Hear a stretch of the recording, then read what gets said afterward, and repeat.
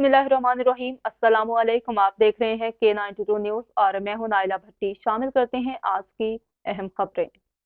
आगे बढ़े और आपको बताएं कि कराची में सरपरस्त आला मरकज जामिया नूरुल कुरान आलमी रूहानी स्कॉलर सैयद मोहम्मद अली शाह, पाकिस्तान सुन्नी तहरीक के रहनुमा फ़हीमुद्दीन शेख कराची प्रेस क्लब पहुंचकर कराची प्रेस क्लब इंतखाबात में कामयाब होने वाले डेमोक्रेट्स पैनल के उम्मीदवारों को मुबारकबाद पेश की।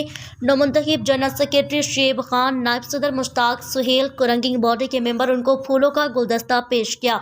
इस मौके पर शेब अहमद खान ने इनकी मोहब्बत और कराची प्रेस क्लब पहुंचने पर शुक्रिया भी अदा किया। इस मौके पर आलमी रूहानी स्कॉलर सैयद मोहम्मद अली शाह ने कहा कि कराची प्रेस क्लब के सहाफ़ियों के हकूक़ के हसूल के लिए खिदमात को पूरा मुल्क कदर की निगाह से देखा जाता है।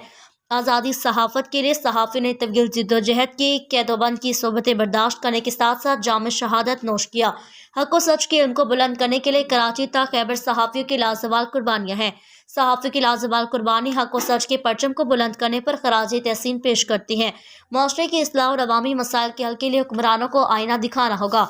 मौजूदा हालत में गरीब बहुत कसपमलिसी की जिंदगी गुजारने पर मजबूर हैं। हुकूमत अवाम को रिलीफ देने में बुरी तरह नाकाम हो चुकी है। मौजूदा जमहूरियत तर्ज अमलियत पर गामजन है। सहाफ़ियों को अवाम को इनके हकूक़ दिलाने के लिए आवाज़ बुलंद करना होगी। हम भी इनके साथ खड़े होंगे। उन्होंने कहा कि डेमोक्रेटिस पैनल सी का नौमुंतखब गुलदस्ता पायदार जमहूरियत, सहाफ़ियों और अवाम के हकूक़ के लिए कोशर है। उम्मीद करते हैं हमेशा की तरह दी हौसला इस्तिकामत अता करे।